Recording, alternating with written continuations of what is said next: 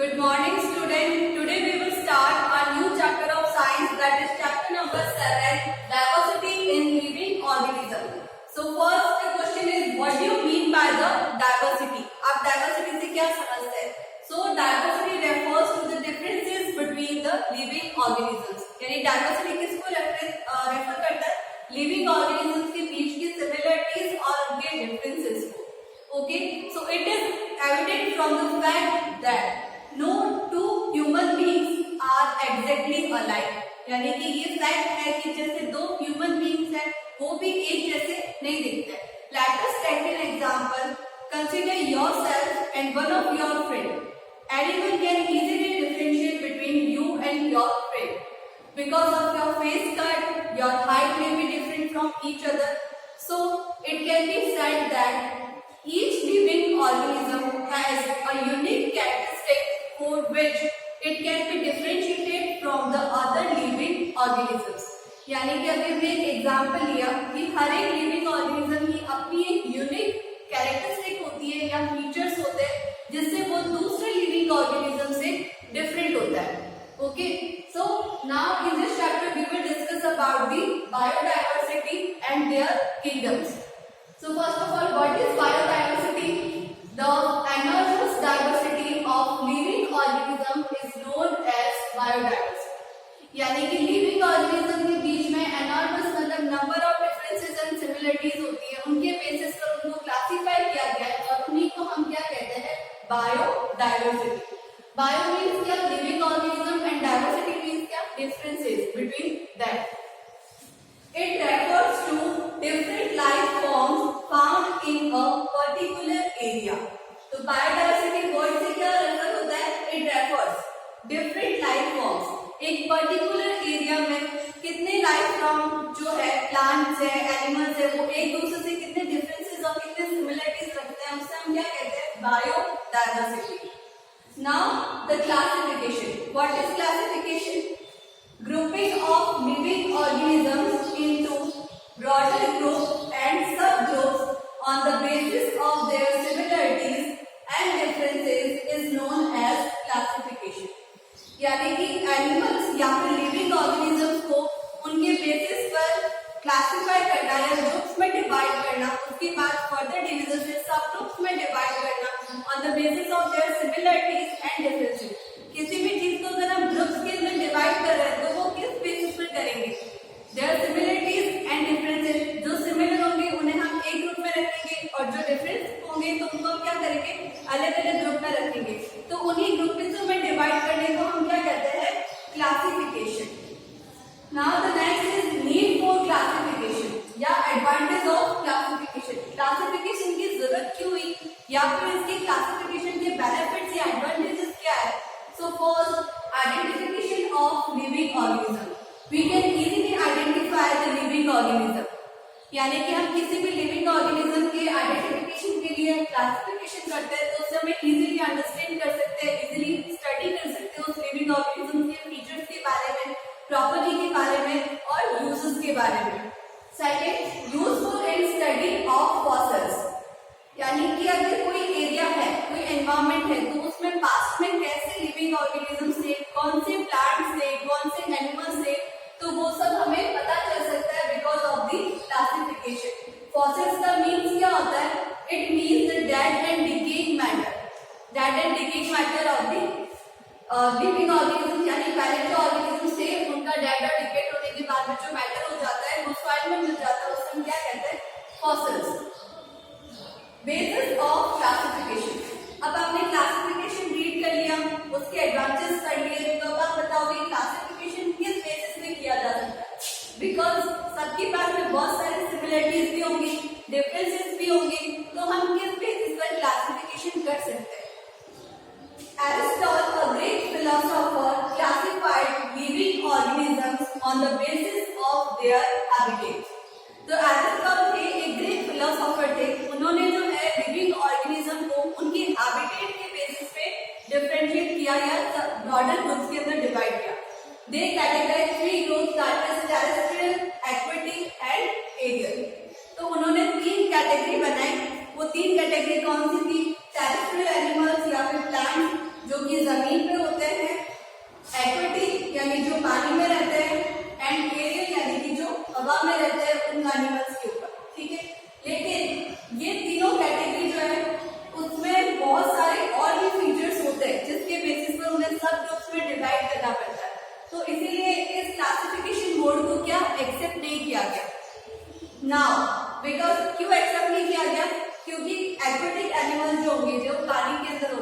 They are much different. जैसे whale होता है, फिश होती है, प्लांट्स होते हैं, उनके अंदर और भी बहुत सारे साइज में डिफरेंस आ जाता है। व्हेल मछली जो होती है वो बहुत ज्यादा साइज में बड़ी होती है in comparison to the small gold fish जो आपके एक्वेरियम वगैरह के अंदर होता है। तो उसमें बहुत सारे डिफरेंसेस आते हैं। एरियल के अंदर भी अगर नॉर्मल स्पैरो की बात करें जो दिन में उड़ते हैं पैरेट और बैट है, तो बैट यानी कि वो नाइट के अंदर अल्ट्रावायलेट रेज की हेल्प से वो उड़ता है, तो वो सब अलग अलग हो गए, उनके सारे फीचर्स अलग है। They are very different from each other. So this mode of classification has not accepted, इसको एक्सेप्ट नहीं किया गया because of the cell structure. अब बेसिस ऑफ क्लासिफिकेशन किसके बेस पर है? इन फॉलोइंग पॉइंट्स पे, लाइक सेल स्ट्रक्चर। किसी के पास में सेल स्ट्रक्चर डिफरेंट होता है, किसी ऑर्गेनिज्म का सेल स्ट्रक्चर डिफरेंट होता है। जैसे दो टाइप का सेल होता है, that is prokaryotic and eukaryotic. ये जब हम सेल चैप्टर डिस्कस करेंगे उसमें पढ़ेंगे प्रोकैरियोटिक क्या होता है एंड यूकैरियोटिक क्या होता है। Second one is number of cells. कुछ लिविंग ऑर्गेनिज्म जो होते हैं they are unicellular and some of them are multicellular. Unicellular का मतलब क्या होता है कि कुछ लिविंग ऑर्गेनिज्म जो होते हैं उनके पास एक सेल होता है, तो हम उसे क्या कहते हैं? Unicellular, like अमोइबा।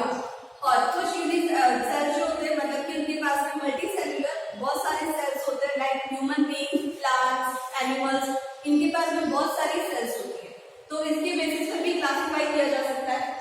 Third one is mode of nutrition. Mode of nutrition मतलब बहुत सारे हो सकते हैं।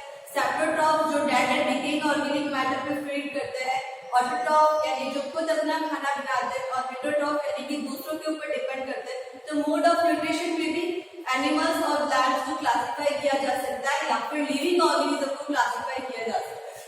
Now the plants that is autotrophic, क्योंकि ये अपना खाना खुद बना सकते हैं, तो बेसिकली प्लांट्स भी एक दूसरे से काफी डिफरेंट होते हैं। And animals they are heterotrophic, क्योंकि ये दूसरों पे डिपेंड करते हैं खाने के लिए, तो ये भी क्लासेस का क्लासिफिकेशन यानी कि ये भी बेसिस होते हैं क्लासिफिकेशन के लिए। Now the hierarchy of the classification, कि अब किसने क्लासिफिकेशन बेसिकली किया। So there are three biologists, that is Ernest Haeckel, Robert B. Taylor and Carl Woese, classified the hierarchy of classification में किसका नाम आएगा? ये तीन नाम आपको लर्न करना है, that is Ernest Haeckel, Robert B. Taylor and Carl Woese। इन्होंने क्लासिफाई किया लिविंग ऑर्गेनिज्म को 5 किंगडम्स में, ठीक है, and let us discuss the 5 kingdoms. So students, the biologists Ernest Haeckel, Robert B. Taylor and Carl Woese classified the living organisms in 5 kingdoms. So what are these 5 kingdoms? That is Monera, Protista, Fungi, Plantae and Animalia.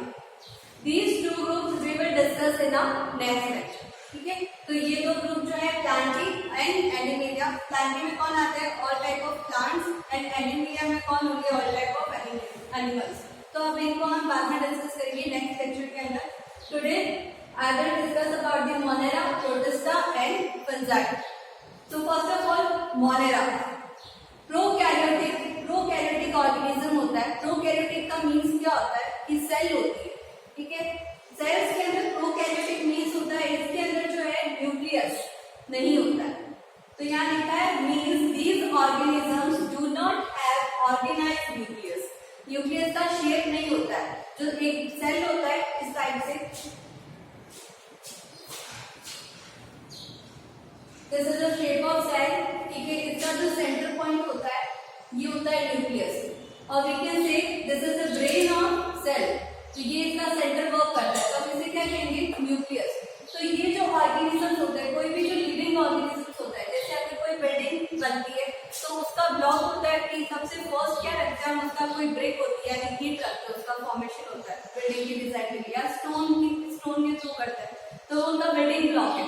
तो living organism का building block क्या होता है? Cell, ठीक है। तो ये cell क्या होता है? हमारी बॉडी का जो है बिल्डिंग ब्लॉक है, बहुत सारे सेल से हमारा बॉडी डिजाइन होता है, फिर चाहे वो प्लांट्स के लिए हो, एनिमल्स के लिए हो या ह्यूमन बीइंग्स के लिए हो।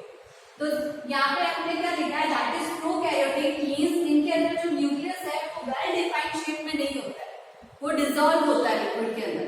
यहाँ पे लिखा है do not have organised nucleus and membrane bound organelles.